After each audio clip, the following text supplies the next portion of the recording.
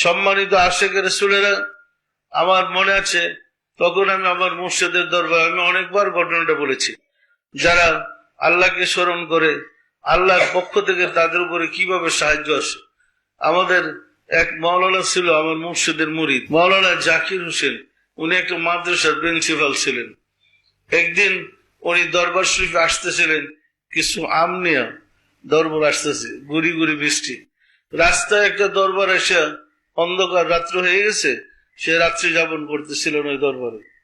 তো ওই দরবারের ভক্তরা ওনাকে চন্দ্রপর আসবে যায় না, নানান ঠাট্টা বিদ্রোহ কটাক্ষ অনেক কথা বলতেছিল। অনেক কথা বললো, কোনো কথাই তার কর্ণপাত করে নাই। সে রাত্রি যাপন করে সকালে গুড়ি গুড়ি বৃষ্টির মধ্যে তার মুর্শিদের দরবারে সদরপুর থেকে রওনা দিয়েছে। রাস্তা দিয়ে হেঁটে আসতেছে, তখন গুড়ি গুড়ি বৃষ্টি। কতটুকু আসার পরে বাঁশের জার থেকে, বাঁশের জার বুঝেন আপনারা, একটা বাঁশের জার থেকে একটা সাপ, বিরাট 4-5 হাত লম্বা একটা গক্ষুর সাপ বেরিয়ে আসে। সাপটা বেরিয়ে এসে রাস্তার উপরে যখন তাকে দেখছে যে হেঁটে আসতেছে একটা লোক, সাপ এখানে ফানা ধরছে। ফানা ধরে একদম তার কাছে ঠুকুর মারলে তার সীমানার মধ্যে এসে পড়ছে। তো সাপটা ফানা ধরে ফুসফুস করতেছে এবং তাকে দংশন করার চেষ্টা করতেছে। সে ভয় পেয়ে গেছে, ভীষণ ভয়। এখন দূর দিয়ে পিছনেও যাইতে সাহস পাচ্ছে না, সামনেও যাইতে সাহস পাচ্ছে না। সে দাঁড়িয়ে আছে আর সাপ ফুসফুস করতেছে। গভীর ভাবে সে খেয়াল করছে মুর্শিদরে, যে এই বিপদে আল্লাহর দয়া ছাড়া, মুর্শিদের সাহায্য ছাড়া আমার বাঁচার কোনো পথ নাই। অসম্ভব সম্ভব হয় ওলি আল্লাহদের দ্বারা। বিশ্বাসী আপনাদের? এই চরম বিপদে বাঁচার কোনো পথ নাই মুর্শিদের সাহায্য ব্যতীত। তখন সে মুর্শিদকে স্মরণ করেছে।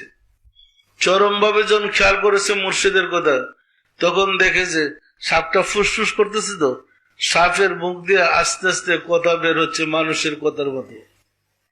সাপটা জিজ্ঞেস করতেছে, মাওলানা ভাই আপনি কোথায় যান? তো সে ডাইনে বেয়ে তাকিয়ে দেখেছে কোনো মানুষ নেই। শব্দটা আসলো কোথা থেকে? দেখে যে সাপটাই বলতেছে কোথায় যান। তখন উনি লক্ষ্য করেছে ভালো মতো সাপের দিকে, যে মাওলানা ভাই আপনি কোথায় যান? উনি বললেন, আমি যমুনার মুজাদ্দেদ আমার মুর্শিদের দরবারে যাই। তো বললেন, আমরা তো জাতে সর্ব, আমরা যদি দরবারে যাই দিনের বেলা বা রাত্রের বেলা, মানুষ তো আমাদেরকে পিঠে মেরে ফেলবে। তো আপনার কাছে আমার বিশেষ অনুরোধ, আপনি মুজাদ্দেদ হুজুরের কাছে আমার সালাম পৌঁছে দিবেন আর আমার প্রতি দয়া করতে বলবেন। এই কথাটুকু বলে সাপ আসতে সোজা মাথা নত করে রাস্তা ছেড়ে দিয়ে চলে গেল।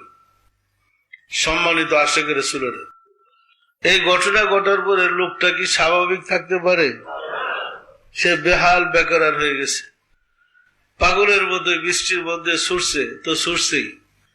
তখন হুজুর কেবলা আপনার কুরের হুজরা শরীফে বসা ছিলেন, আমি ওইখানে উপস্থিত ছিলাম। তো হুজুর কেবলা বসে গুড়ি গুড়ি বৃষ্টি পড়তেছে, জাকিরদের সাথে কথা বলতেছিলেন। এমন সময় ওই মৌলানা সাহেব চিৎকার দিয়ে গিয়া ওই হুজরা শরীফে পড়ে এমন ভাবে কদম পাকে জড়ায় ধরেছে যে কদম মুবারক ভেঙে ফেলার উপক্রম। বাবাজানের 2 কদম মুবারক জড়ায় ধরেছে এমন ভাবে যে বেহুশের মতো। তো বাবাজান বলতে যে ছাড়েন ছাড়েন, তো আমরা দম করতে যে পাও ছাড়েন। পাও ছাড়লেন কিন্তু কাঁদতেছে যে কি হয়েছে আপনার? আমি উপস্থিত ছিলাম একদম। এরকম করতেছেন কেন, কি হয়েছে? তো বলল যে আমরা মানুষ হয়ে মুর্শিদকে চিনলাম না, কিন্তু গক্ষুর সাপ মুর্শিদকে চিনতে পেরেছে। তো আমরা কথাটা বুঝতে পারতেছিলাম না যে কি ঘটনা, বুঝাই বলেন কি হয়েছে। তখন মাওলানা সাহেব বলতেছিলেন যে রাস্তার মধ্যে একটা গক্ষুর সাপ আমাকে দংশন করার জন্য ফুসফুস শব্দ করতেছিল। এরপরে আমি যখন খেয়াল করলাম, তখন সাপটা আমাকে এই কথা বললেন যে মুজাদ্দেদ হুজুরের কাছে আমার সালাম পৌঁছে দিবেন আর আমার জন্য দয়া করতে বলবেন। বিশ্বাস হয় আপনাদের? আপনি যদি আপনার কলবটাকে সক্রিয় করতে পারেন, কলবটাকে যদি সজীব সতেজ করতে পারেন, আল্লাহর দয়া হলে মাল্লাহুল মাওলা ফালাহুল কুল, যিনি মাওলার হয়ে যায় তামাম মাখলুক তার হুকুমের গোলাম হয়ে যায়।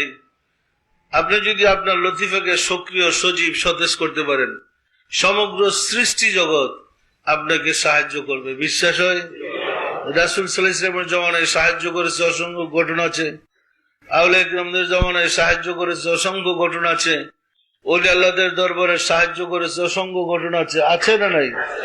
সুতরাং আমরা যদি সঠিকভাবে তরিকার আমল করি তাহলে আমরা আল্লাহর সাহায্য পেতে পারি, পারি না?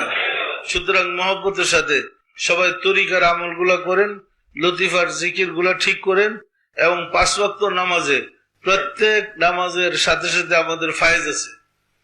ফজরের সময়, মাগরিবের সময়, জোহরের সময়, আসরের সময়, প্রত্যেক ওয়াক্তের নামাজের সাথে সাথে একটু ফায়েজ আছে। সালামটা ফিরেই মোরাকাবা করে ফায়েজটা অর্জন করেন, আপনি বুঝতে পারবেন আপনার আত্মার উন্নতি কিভাবে লাভ করতে পারতেছেন এবং আল্লাহর নৈকট্য কিভাবে পাইতেছেন এবং আপনার মনে কিভাবে শান্তিটা আসতেছে। বোঝা সম্ভব? সম্ভব না?